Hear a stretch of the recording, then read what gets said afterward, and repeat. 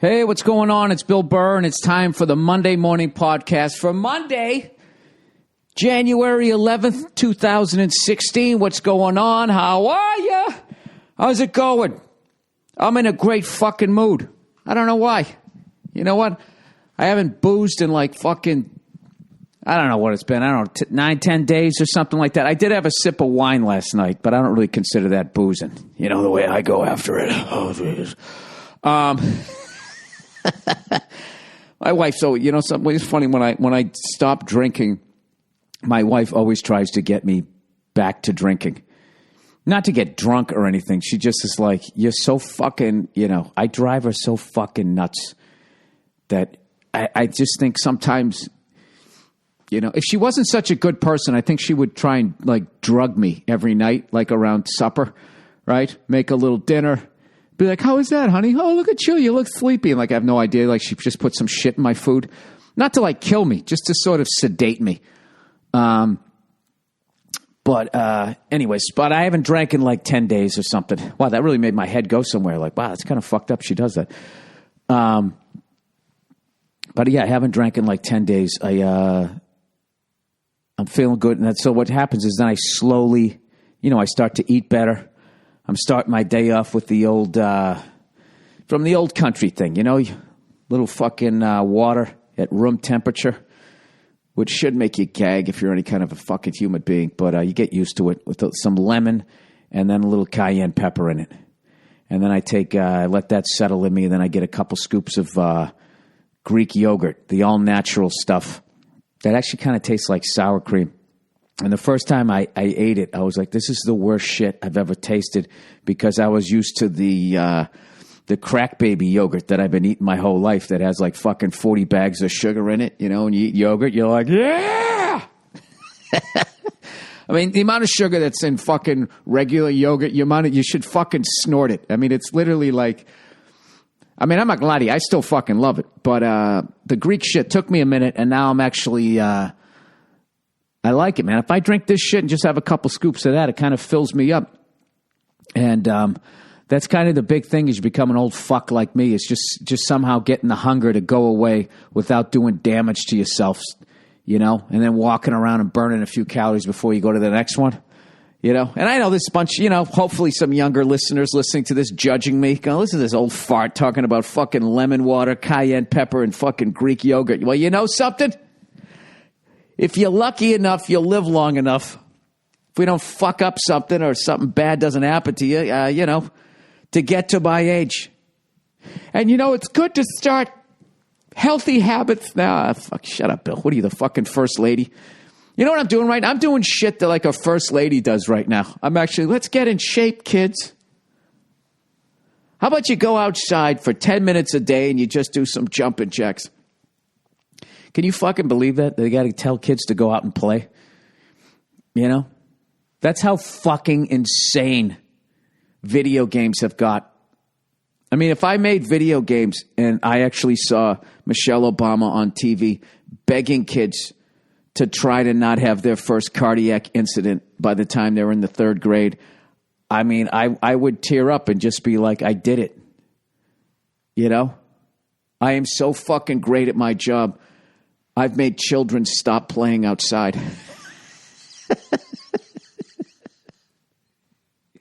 You know, do you think there's like the Alec Baldwin of the video game industry, you know, from Glengarry Glen Ross coming in, just screaming at him? You know how many kids I caused to have a heart attack? 7. Fuck you! Right? Just screaming at him. Trying to get him to... We haven't done our fucking jobs till every kid has a fucking pacemaker by the 7th grade. I don't know. Anyways, yeah, so I'm trying to get back in shape. So I've been stone sober. So yesterday I got my my first massage in like, I don't know, like 2 years. Whenever I get a massage afterwards, I always think like, I got to start doing this, man. This is great for an old fart like me, you know? And then you come home, you crush the waters. You get all the toxins out of you or whatever yoga shit they tell you to do. And, but I know this always happens. I'm like, I don't fucking do this. You know what? Once a month, I'm going to go down there, you know, fucking, you haven't worked out my fucking back, like my whole, I don't know what's, like, I have a little curvature of the spine, and the lady's like, where are the problem areas, right? And of course your brain always goes, my dick, but you know, it's a legal place. Yeah, I seem to be having a problem in the central pelvic area on the frontal lobe.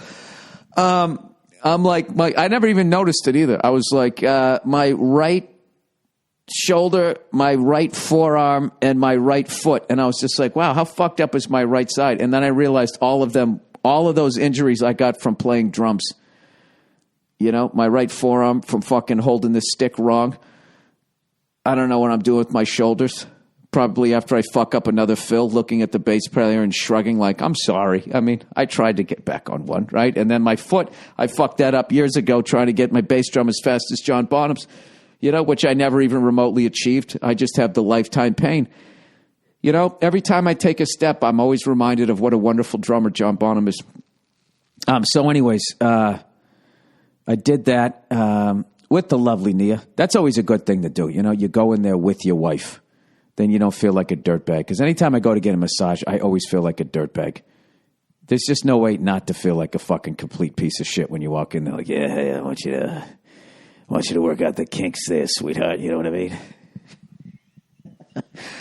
Wait a minute. What am I talking about? I got a massage in fucking Milwaukee. No, I didn't. That was a steam. That's right. Oh, that's right. Yeah, I guess I haven't in like 2 fucking years. And they always do the same thing. When they put my hands on my back, they just go, wow. Do you have a lot of stress? Has it been a while? It's like, yeah. Your back feels like gravel. So anyways, we did that, and then we came home, and we made Mario Batali's lasagna. Bolognese, and it was fucking delicious. Homemade pasta things and all that. I got to get my homemade pasta game up. I tried to make the spinach pasta, and the pasta was definitely green, but you could still see the chunks of spinach in there. You know what I mean? So what does that mean? Did I not knead the dough enough? Was because it was frozen spinach, like it said to be, you know, like the recipe said to be. Am I saying that right? Like the recipe said. Said to be? What the fuck does that mean? Like the recipe said it should be. I think that's what I was trying to say. But, you know, and I dried it out. And maybe I just didn't dice it up enough. I have no idea. But I'm actually psyched that the consistency, though, I can get that down. I might have needed to knead it a little bit more. I don't know. Is there any higher qualified people out there that could help me out on how to make the right spinach pasta? Because I watched some videos and I still fucked the thing up. But anyways, so we did all of that. And meanwhile, I was watching like the playoff games. Playoffs? And fucking great games this weekend. Heartbreakers, but just great games. With also that creeping sadness that I always have when the playoffs are here. That it's just like, did another regular season go by that fucking fast? God damn it. It's going to be over. It's another month. It's going to be fucking over. This time next month, I'm not even going to say it because it's going to be too fucking depressing. However, I have gotten totally into the Celtics and NBA hoop with my Bruins. So, I mean, I got a game almost every night, sometimes two. But anyways, so let's go through them. Let's go through them as every fucking douche who doesn't like sports is going to roll their eyes. Just fast forward like fucking 40 minutes and you'll be safe. The first one I saw, I taped all of them. So I watched them at weird times. I watched the second half of the original Texans, the Kansas City Chiefs, just absolutely dominating the new Texans. And I actually tweeted that out on Twitter. And I actually got a ton of shit for it. People are like, oh, what are you trying to show off your sports knowledge? It's like, no, I like sharing it. I love when people do stuff like that. I'm a sports nerd. Okay? I'm not acting like I played at a professional level. I just love that shit. So I'm going to take you through it. For those of you who didn't know that the Chiefs were originally called the Texans, they actually played in Dallas, Texas. When the AFL first started. And when the AFL first came out, The NFL, the established league, publicly laughed at them and said, these guys are crazy. This will never work. Ha, ha, ha, whatever. Are you nervous? No, we're not nervous at all. We're just going to do, the American people know where the quality football is at, right? That's what they said publicly. And then behind the scenes, as much as they may or may have not believed that, they then hedged their bets. And they wanted to try to sabotage the AFL as much as they could before it even got started. So the AFL, how many fucking teams did they have? They had the Boston Patriots, the Buffalo Bills, the New York Titans, the Dallas Texans, the Minnesota Vikings. And I'll get back to that before you say that I'm wrong on that. They had the Minnesota Vikings. I used to know this by heart. Denver Broncos, Oakland Raiders, San Diego Chargers. I'm sorry, the Los Angeles Chargers. And Dolphins weren't in it. Bengals weren't in it. Who the fuck else is left? Bears, Lions. Yeah, something like that. I probably forgot a team or two. And so the owner with the most money was Lamar Lundy. I believe that was his name. I didn't look this shit up again, but I read this whole book on it. Lamar Lundy, and he was the wealthiest of all owners. So basically, this guy could hold out the longest in this new crazy venture. All right? So how they attacked the fucking AFL, they did it on two different levels. The Dallas Texans were owned by Lamar Lundy, the most wealthiest of all the owners. So what the NFL did was they awarded Dallas a team, which became the Dallas Cowboys. So for a season or two, I forget, I didn't look it up, as I said, you could either go see the Dallas Cowboys or the Dallas Texans. Now, the Dallas Cowboys, as much as they were an expansion franchise, you could go down and watch them get the shit kicked out of them, by Johnny Unitas, Jim Brown, or Frank Gifford, or these guys, all these legends. The fucking Green Bay Packers would come to town. You get to see Vince Lombardi in the early days of the Packers sweep. You could see all this professional level talent. Or you could go across town and go see the Dallas Texans, a bunch of nobodies playing a bunch of nobodies because they weren't established yet. So obviously, that completely, that's a no-brainer as a sports fan. You're going to go see the NFL team and go see all these stars that you've been watching on TV. So that completely fucked them, and they had to move to Kansas City, and they became the Chiefs. They kept their colors, though. But they were originally called the Texans, but they gave up the name. And then the Minnesota Vikings, which I did not know. I didn't know any of this shit till I read the book. The Minnesota Vikings were originally going to be an AFL team. So what the NFL did was not only award Dallas a team, they also went to the owners of the Minnesota Vikings and said, hey, do you want to just join the NFL and not be part of the AFL? Come on, we're an established league. And, of course, they said, hey, fuck you guys and your new venture. We're going to fucking fuck the whole going against the NFL. We're going to join them. So that's what they did. They opened a franchise across town from the wealthiest owner, and then they stole one of their teams. That was their two moves as they publicly laughed at the AFL. So there you go. There's a little fucking little history from old Freckles. But having said that, maybe they got him back. But I guess they'd have to beat the fucking Cowboys. And they're also part of the NFL. So congratulations to the Chiefs. And evidently they're playing the Patriots is what I got from some of the tweets. And I am not a comfortable Patriot fan. No Patriot fan who's been watching the Patriots is. We had a lot of losses towards the end of the year. I'm hoping, we're going to get some help back on our offensive line. Either way, it's going to be, even if we were healthy, it would have been a brutal day because, Andy Reid is no slouch as much as the guy gets a ton of shit. I mean, the guy's been to a bunch of NFC championship games and shit like that. He has been there before. But, you do need the players. You do need the ownership. You need all of that type of shit to try to succeed. So congratulations to them. And I am by no means comfortable with next week. Also, the Chiefs beat the Seattle Seahawks as far as being the loudest fans at one point, and they did it in that old-ass stadium rather than the stadium the Seahawks fans have that helps them out and contains the sound. I'm such such a cunt. But it's true.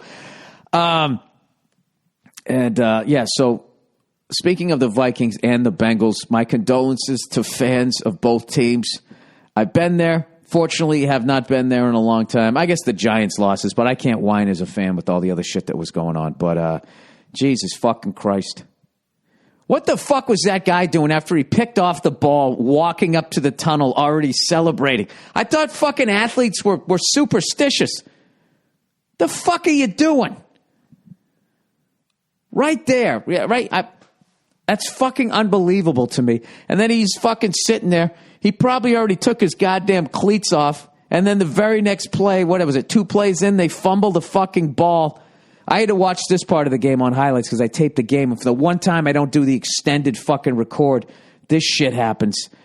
And probably had to put his cleats on, run back out on the field. I think he was so fucking frustrated because he still had champagne, coursing through his veins. He was already mentally the next week that he goes, was the same guy, right? Goes in and fucking knocks out that player. Unfucking believable. Unfucking believable. Hey, Steeler fans, how many of you shut the game off after the interception? Huh? Not because you're a fair weather fan, just because you couldn't stomach to watch the Bengal fans jumping up and down and having some joy. I'd forgive you if you did that. I'd forgive you if you walked away, or if you already started celebrating and you turned your big fucking sausage eating back to the fucking TV and you were already doing, who do we got next week doing all that shit? Fucking brutal. And the Vikings, I don't even. Can you explain to me how your place kicker had the laces facing your kicker twice in one fucking game and a playoff game? That's unfucking. You never see the laces in, right?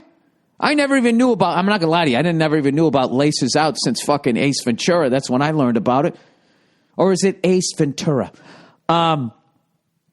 Jesus fuck. I watched the replay of that game, and I went on Twitter beforehand, and I found out the Vikings won, which it fucking sucked. But I was in the middle of, trying to make spinach pasta, which was well beyond my cooking abilities. So, I was a little fucking, got a little sideways there for a minute.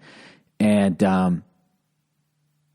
I was thinking, like, what the fuck? He must make this field goal, and then Seattle just has a ridiculous kickoff return, and then they're able to kick it. Or maybe they score a touchdown, or maybe a defensive back falls down. I had no idea that he was going to fucking lose it. Oh, my God. Fucking brutal. But you know what? Every championship team, you got to have a little bit of luck. The first fucking Super Bowl the Patriots won, we had the tuck rule, which was a fucking rule. Everybody blames Tom Brady. It was blame the officials. Oh, no, the rules committee for coming up with that weird one. Because I say to this day, that's a fucking fumble. That's a fumble the way Sugar Bear Hamilton did not interfere with Ken Stabler the year the fucking Raiders won it in Super Bowl 11. So anybody in Oakland, put your fucking hankies away because I don't want to hear you crying about it. That was payback for Super Bowl, not Super Bowl 11, the fucking playoffs in 77. When Sugar Bear Hamilton was already in the air jumping at Ken Stabler, and then he lets the ball go, and they called roughing the passer. And back then, it wasn't a 15-yard penalty. Oh, they put the ball where the guy threw it, and it was the end of the game, and he threw a 50-yard fucking prayer. Ray Hamilton's already in the fucking air, lands on Ken Stabler. They call roughing the passer, and they took the ball from like the 50 and put it on the fucking 1-inch line, and then the Raiders went and won the fucking game. So I don't want to hear anything about it. But I am man enough to say that the tuck rule is fucking horseshit, and I think it's a fumble, But I'm not expecting that level of maturity from Raider fans, a fan base that goes to the game, dressed with, spikes on your shoulder pads that have been checked by security to make sure that they're totally safe as you make a I'm not safe angry face. Something that does bug me? I can't stand when they fucking when people get upset that Hollywood has the audacity to have award shows, and they always talk about the self-congratulatory night. Like, what business doesn't have an award show? It's just not fucking televised. You know? If you fucking drill for oil, you know they have the best of, you know, BP and all them. They have their fucking yearly fucking Christmas party. You know, best regional manager goes to Clem Clemfield out of fucking Mishawaka. Clem, I'm paying for that call girl tonight. Just kidding. Is his wife here? You know they do, and they give him a little fucking trophy. They have salesman of the month. Shit, you work at McDonald's, you can get employee of the month. You know they have franchise of the year. You join the fucking Cub Scouts. You tie your fucking shoes. They give you a little badge to sew on your fucking shirt. Right? Why isn't Hollywood allowed to have their little fucking evening? What is it, huh? What is it that bugs you? That there's a bunch of hot, famous ass there? Jeez, I'm sorry. You know what I want to see? I want to see somebody go out there and defend Bill Cosby on an award show, dead serious, and just fucking hold it and never let anybody in on the joke and then try to continue hosting and do it in the monologue. Let's see if they ask you back. All right, I'm done being a cunt.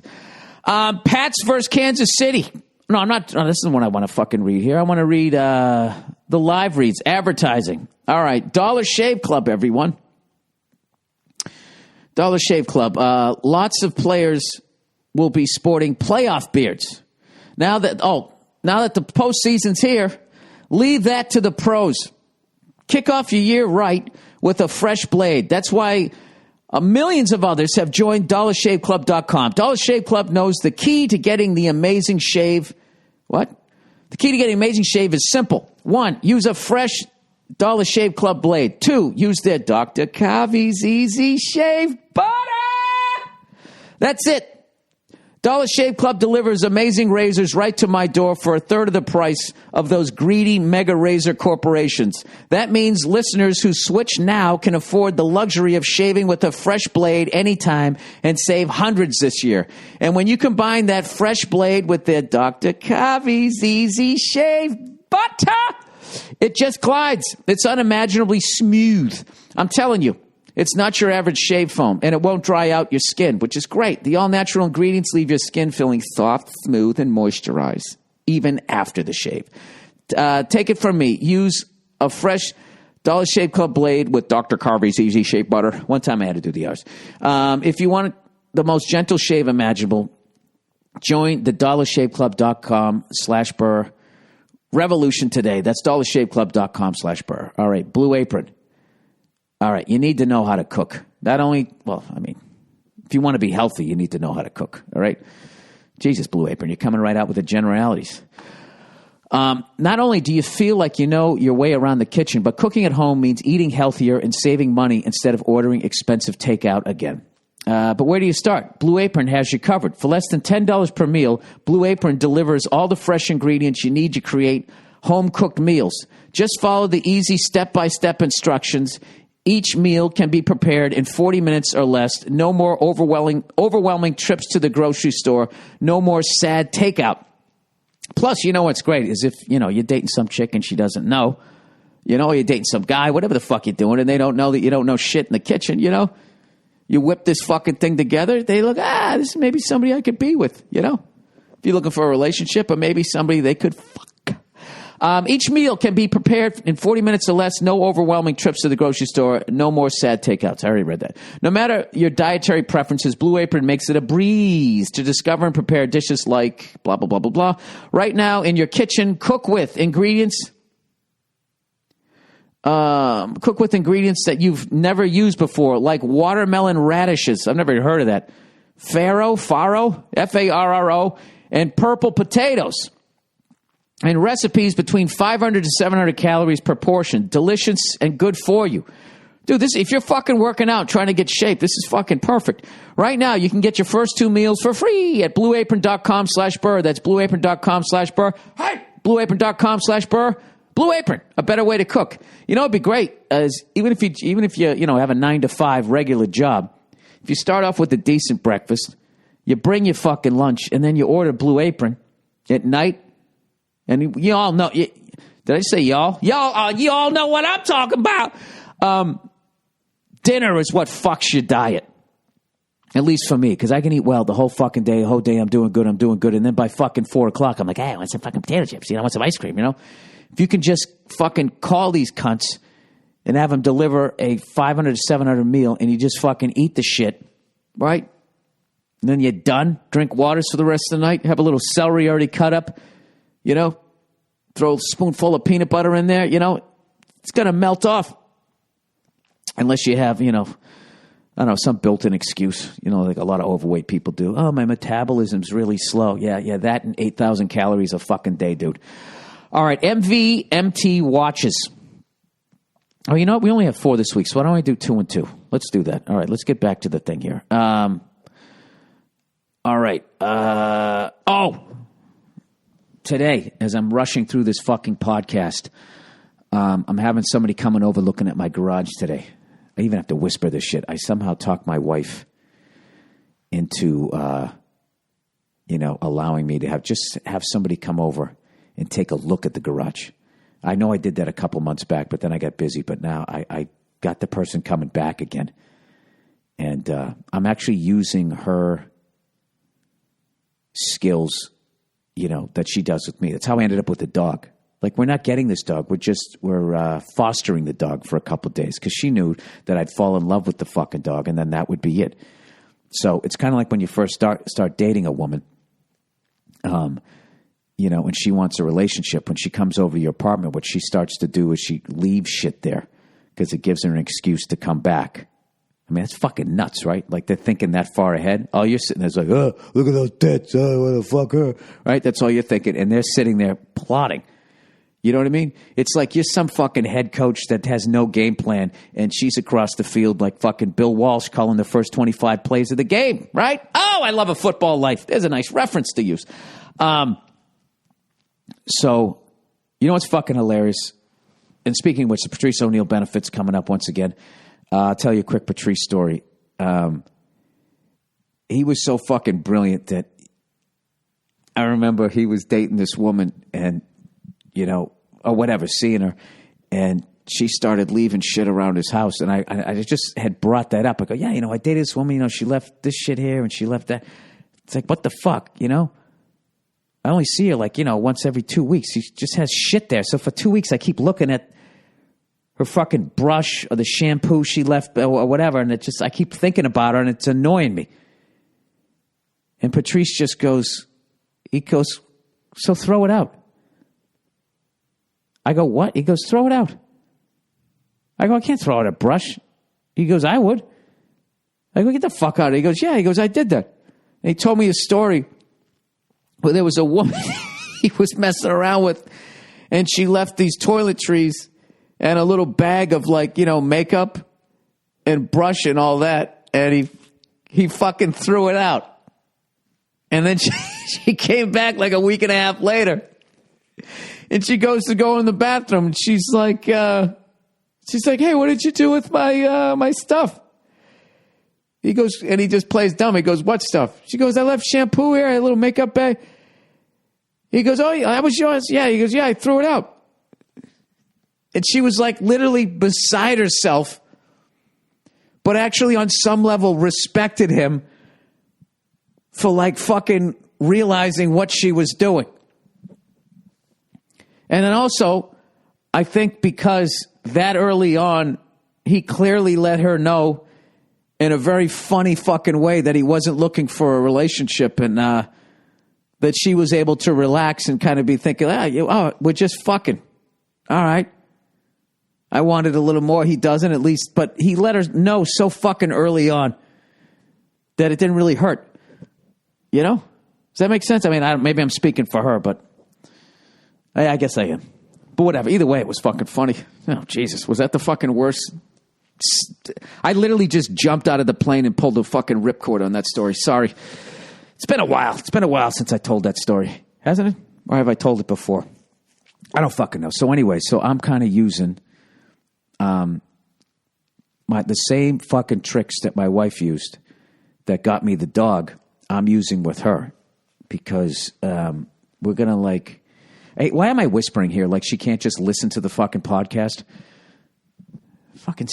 Sometimes like how dumb I am. It just really fucking...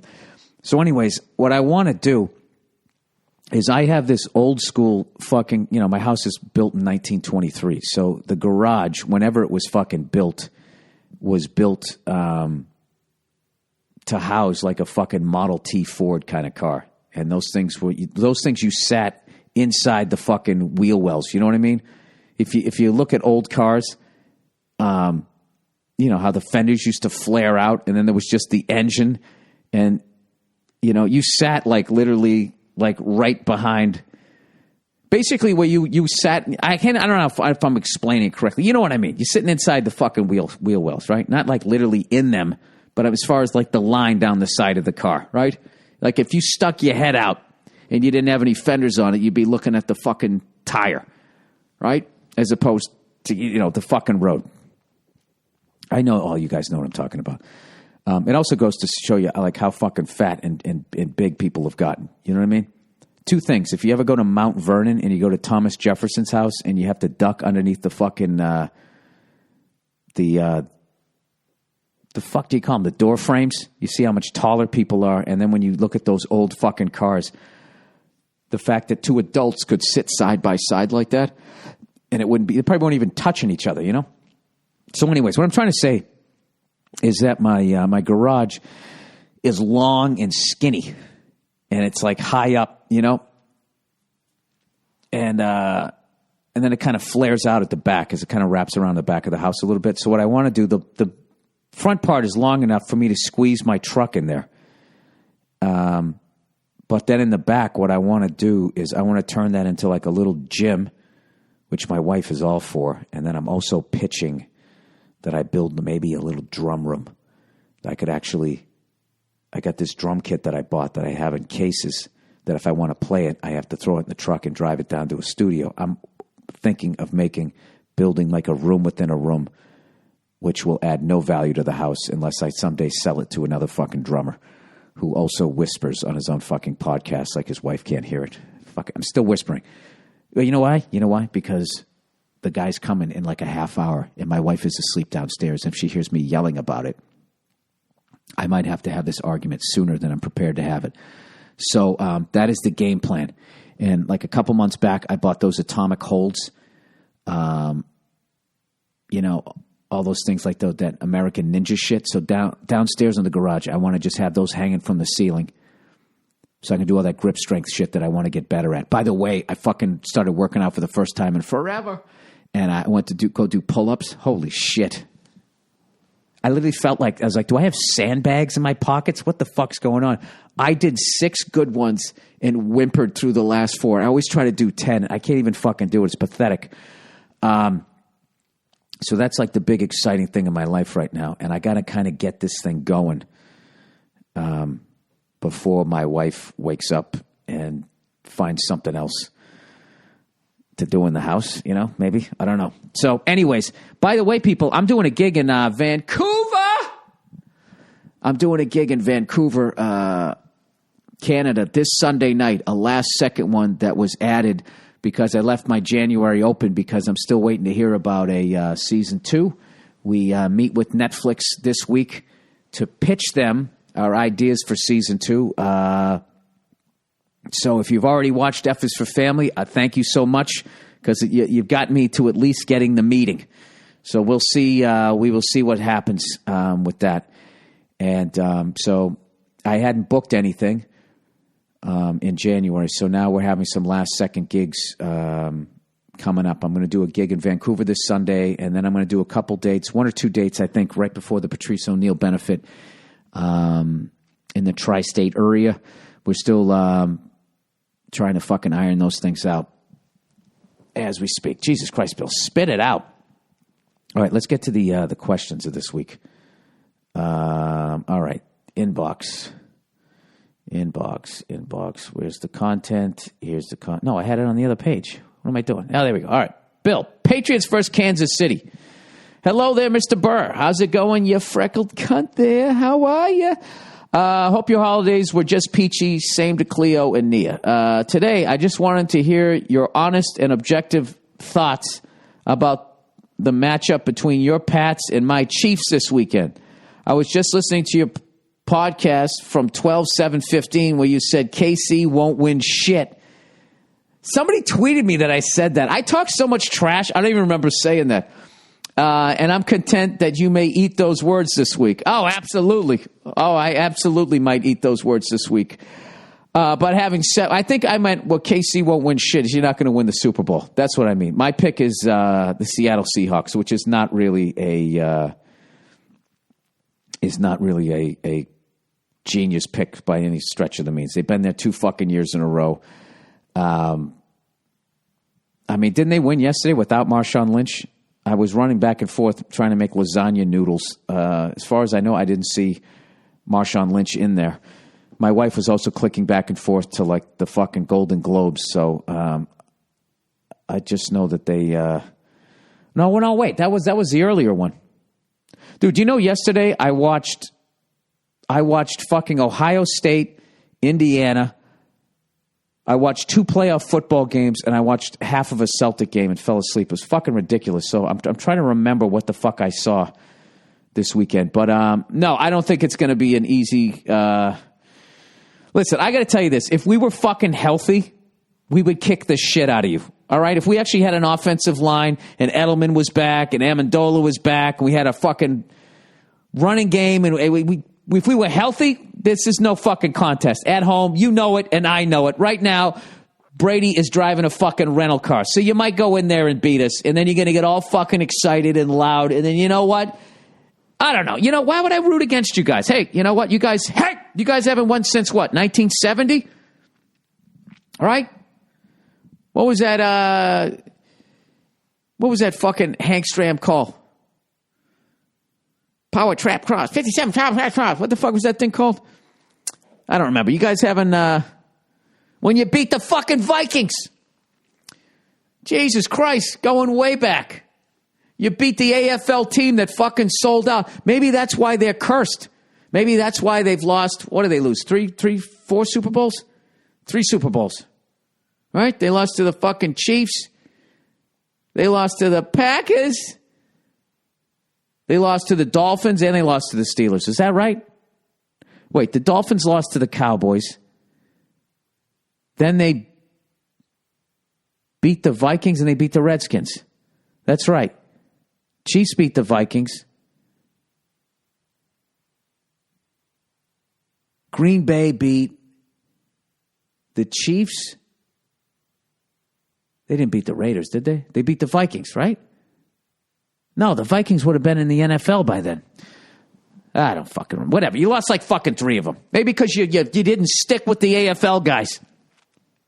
Does that make any sense?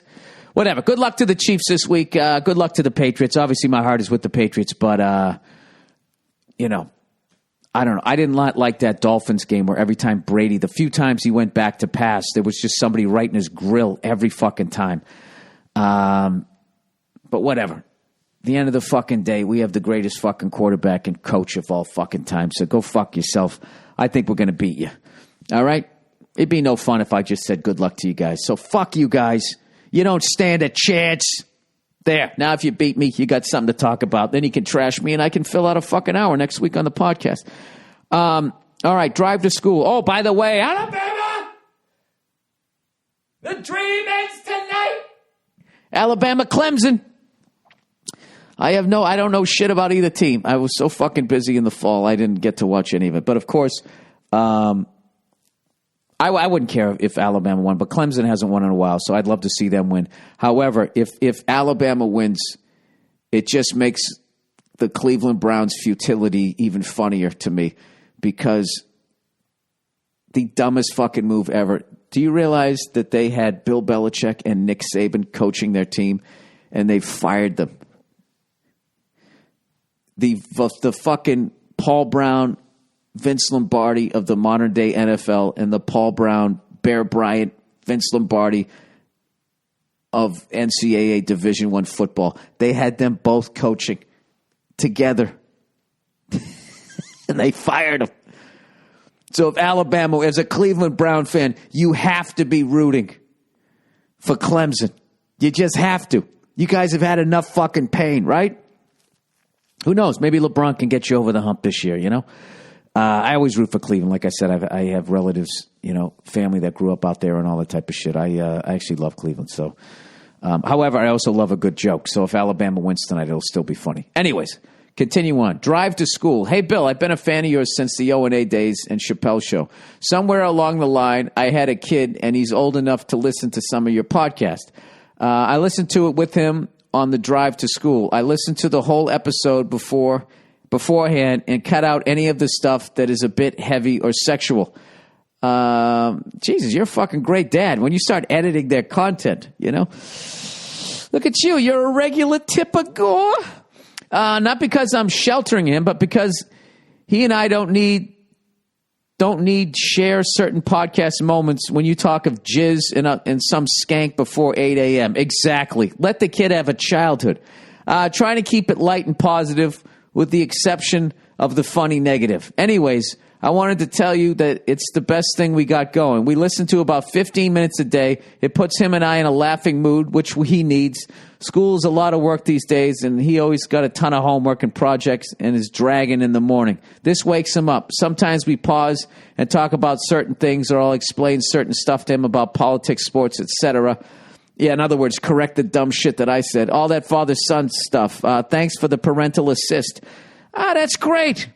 Who would have ever thought my ignorance could be heartwarming? Anyways, I'm already regretting fucking making fun of Ricky Gervais. Why did I do that shit? But you know, I mean, he's making fun of everybody on the show. It's only fair, right? They're showing up with fucking acceptance speeches, and he's got all those fucking zingers that him and his writing staff wrote. It's only fair.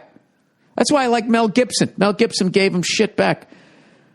I don't understand why people just go out smiling. They should fucking trash him. Vasectomy. Dear Bill, I don't want to get a vasectomy. I just don't. My wife and anyone else who chimes in on the subject started trying to break down positives and point out the lack of negatives. Ever just not want something? I just don't want one. Can you believe this?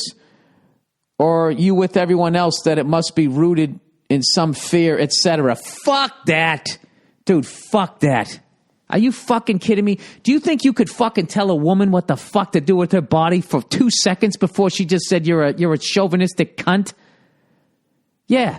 Dude, fuck that. Fuck that all day long. That's your fucking dick and balls.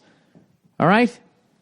Not that they fuck with your dick. If you don't fucking want them to go in there and snip, whatever the fuck. I've even looked up the operation. I still don't get it. I don't get it. Nothing comes out. So does it stop your ability to make jizz?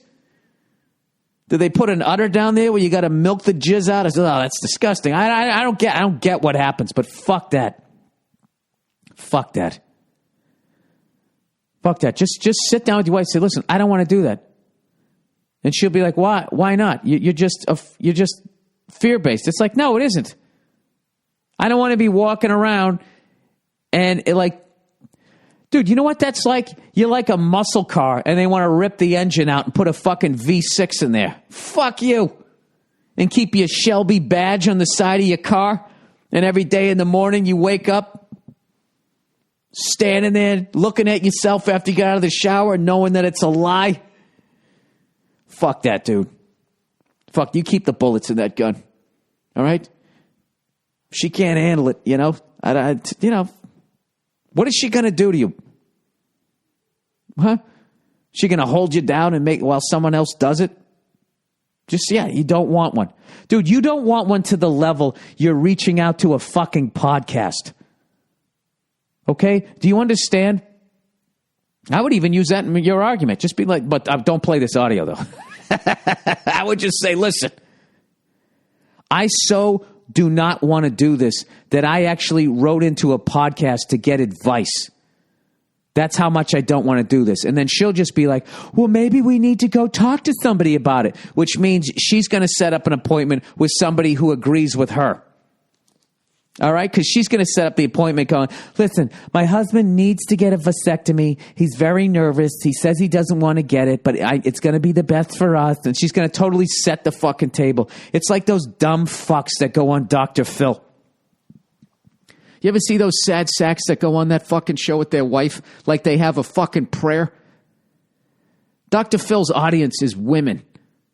So he's going to have to side with the woman every fucking time. Even if he, he's going to try to, hide his hand and give her a little bit of shit. But at the end of the day, he's going to be looking at you go, you need to get your balls snipped. Right? He's going to come at you like that while he sits there, with his junk still fucking working.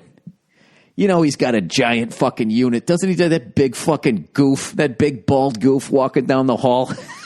He's got a fucking giant fucking unit. Big Great Dane balls. I don't know why. I think he's got a fucking giant unit. He does. He's just the way he talks. God always gives them big dicks. I don't know what it is.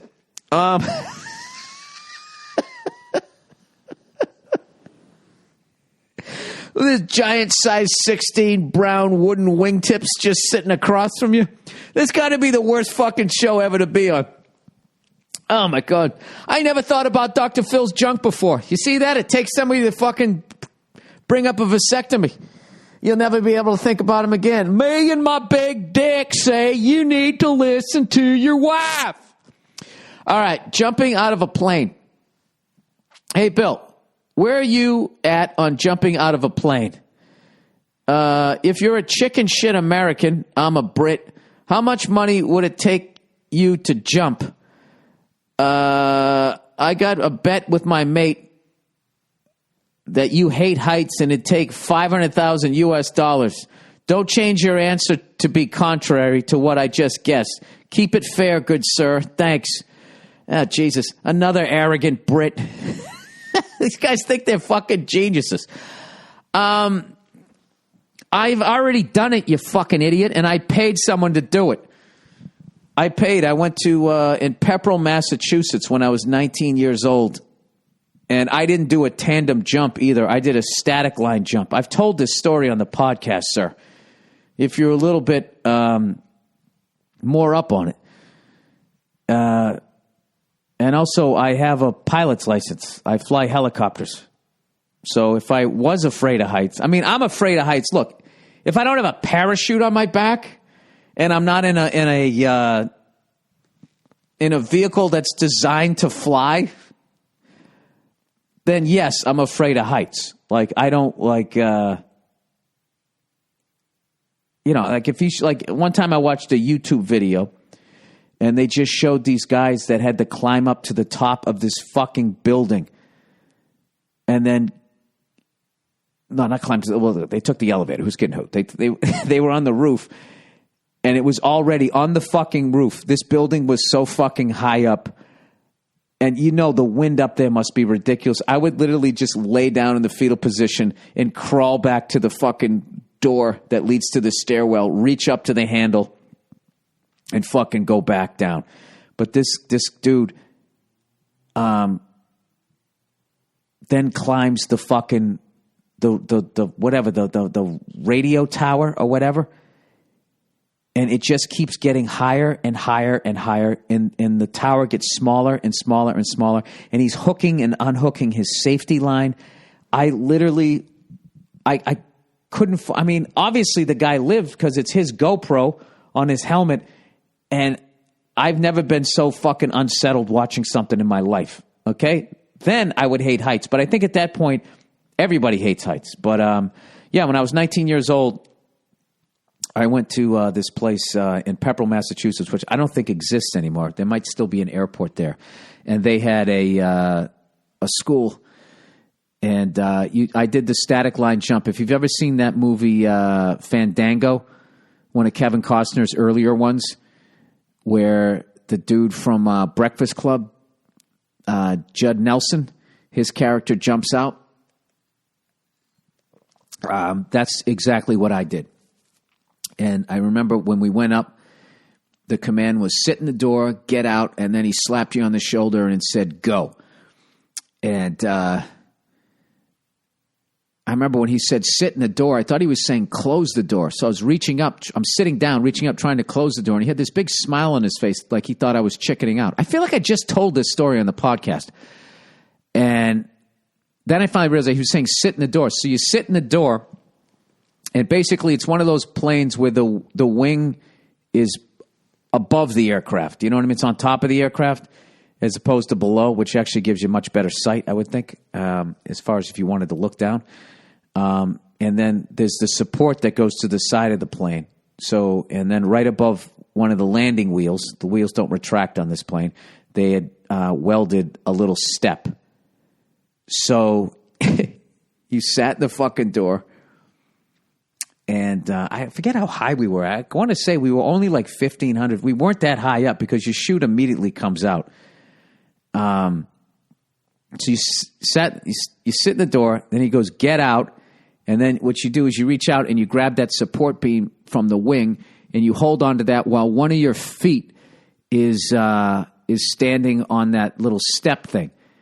And then basically what you do is, I'm literally acting this out so I can remember it, is you then basically you bend your arms and you bring your chest like flush with the support beam. And then the foot that's dangling, you put it straight out behind you. It's almost like a yoga pose. So we sit in the door, get out, and then he slaps your shoulder and he goes, go. And you let go, and then you arch. You arc, right? Arc 1,000, 2 1,000, 3 1,000. Look, if nothing, look, reach, pull. And when you're looking over your shoulder to see if your chute came out. And then if nothing, you look down at the handle, reach, pull it. Because for some reason they say if you don't look down, you might be flailing. Because you're panicking because it's the first time you jumped and the chute didn't come out. Sorry, cayenne pepper. Hang on a second. So, anyways, I get out. He goes, go. I let go. And instead of arching, I don't know what I did. I just reached for something. All I know is I started doing front flips as my chute was coming out. And I felt it go by my leg, the inside of my leg. I felt it go by my leg. I felt something hit that. And I was immediately thinking, oh, my God, I'm going to roll right up in this fucking thing like, you know, when you put bacon on shrimp. And the second I had that thought, like the chute already had come out. And by the grace of God, I didn't get tangled up. I think about that sometimes, like how easily I could have fucking died.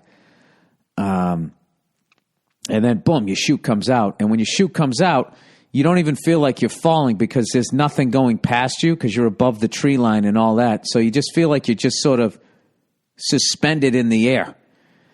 And there was a radio, and this lady just talked you in. She'd say, pull the left toggle, and you had to pull it all the way down to your knee. Because I remember there was this big girl in the class, and she couldn't get it around her hips, and she landed across the street in a pile of loom and dislocated her knee. I remember that before, and then I went up after her, and I was just like, fuck.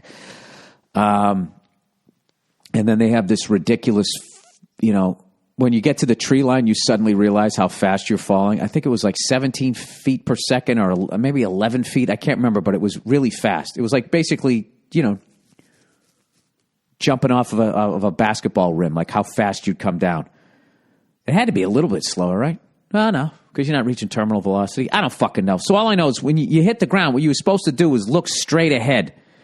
Because for some reason, if you look down at your feet, what you were going to do, they were worried you'd pick your feet up too quickly and somehow break your legs. So what you had to do is look straight ahead, and right as you hit the ground, you're supposed to do this little fucking like collapse down, and then this big ridiculous bring both your legs straight up in the air and then over to your side. I don't know why. I doubt that they still have people do that. And I did what everybody else did, is I came down. And the second my feet hit the ground, I did a face plant right into the grass. And my buddy grabbed the mic from the person and called me a dickhead, something like that. What a dickhead or something in the radio. So yeah, there you go. So I did it. And what are you basing chicken shit American on? Huh? All you tough guys over there with your fish and chips. Have you done it yet? 500 US. There's nothing you can. If I don't want to do something, I wouldn't do it. There's not money that you can give me. I know he goes, oh, give me a fucking break. No, I'm making great money. I got enough money. I'm good. To take my life in my fucking hands? No. That's one of those things. Now, when I was back working at the warehouse, I mean, granted, I pay somebody. When I was working in a fucking warehouse, shit, let's see. How much would they, I mean, if they gave me, literally, if you gave me $400, you would have doubled my pay for the week, so I would have done that. Well, let's see. Let's go back to the building. To climb up that building, how much money would they have to give me? When I was working in the warehouse, $800. And that now for that building, I would say, I just wouldn't do it. No, I'm all right. I'm all set. I should actually send you guys that video. So it's not that I hate heights, sir. I hate risking my life to that level. If there's like a parachute or something like that, and there's a bungee cord or there's like a fucking safety line, that's fine. But going up that tower where I have to unhook the safety line and then hook it back up, and there's wind and shit, fuck that. That's too much of a risk. I wouldn't do that. But I don't know what the fuck I'm talking about. All right, college cooking. Dear Billy Boyardee. Oh, that's a great one. What a great one. Billy Boyardee. Oh, fuck, I got to wrap this up. This guy's coming in 12 minutes. I'm sure everyone is blowing you up to make another cooking video, so don't worry, this isn't that. I'm a college student. I know you've lived like a college student into your early 30s from past stories about living with Bobby Kelly. Oh, dude, we weren't living like college students. We were living like fucking animals. Do you have any menu suggestions? Besides pasta, what would you mix together? I'm pretty creative and I do all right, but I'm open to some suggestions. What's good to throw together on a budget and on a fly? You know what, dude? I would go to, this is what I would do. I would go on YouTube and I would ask that question and you'll find videos and then just start searching. And at some point you're going to connect with somebody. And I feel like I'm, dropping the ball here on the question, but like, I'm not a chef. I'm not even a cook. I'm really early on this myself. So that's what I would do. There's a bunch of old episodes of Mario Batali's Molto Mario, Molto Mario. I really suggest watching those. Just watch the guy. I used to just watch the show, and just by watching it, you learn things. And you start to see how things are made. And the big thing is not having... You just have to learn shit in life. You got to have the mindset of like, I'm going to fuck this up probably the first time, and that's all right. And then I'll get a little better. Like the pasta, I already just running it through the pasta maker, I already have like three fucking things that I'm not going to do the next time. And by the way, somebody gave me a great tip after you've kneaded the dough and you're putting it through your pasta maker, be sure to douse like both sides with flour. Be liberal with the flour, because if you don't, it's going to tear. It could tear when you're in there because it's supposed to be like sticky and elastic at the same time. And when you run it through there, you could possibly have some issues. And it tears, and then it's a big fucking pain in the ass. And then you get sad. You feel like a fucking failure. And you're not. You had the balls to try it. So I'd go that. Rachel Ray's got a bunch of great ones from back in the day. Everybody always makes fun of her. But I make 20-minute meals. Hee. That little fucking laugh she'd do. I used to watch her shit all the time. That's great shit for probably where you're at. But I would also Google some stuff like that. But it's great as a college student if you start to learn how to cook. If you start to learn how to cook right now and you do it religiously, you are going to be a fucking beast compared to the average person. By the time you're in your 30s, dude, forget it. And if you add like shit like learning how to make a pie crust, because then you can make turkey pot pie, you can make quiche, you can make all of this shit. You start making homemade pasta, forget it. It's fucking over. Then you learn how to do all this other stuff. I forget I made it with Nia. I was really concentrating on making the pasta. She did the bolognese, and then she did the whole milk sauce thing. But I just was watching her do that, where you heated up some butter and some flour, and then you heated up some milk, then you poured the whole thing together instead of using like ricotta cheese or any of that type of shit. You used this really rich milk thing. It was almost too much. The fucking dish was like, it almost tasted like a dessert. It was so fucking good. But I didn't know how to do shit when I was your age. So I think it's great that you're doing it. How about Blue Apron?